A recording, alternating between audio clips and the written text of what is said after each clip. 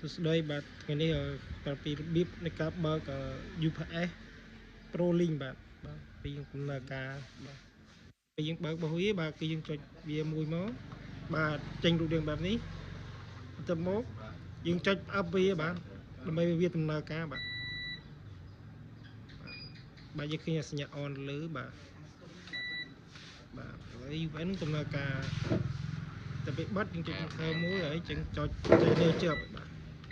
ចុចផ្អាប់វាជាប់បាទបាទនឹងអាគុយ6បាទគុយ6ដល់6មែនដល់តាំង6មែនតិចតិចវាលត់អូខំស៊ូ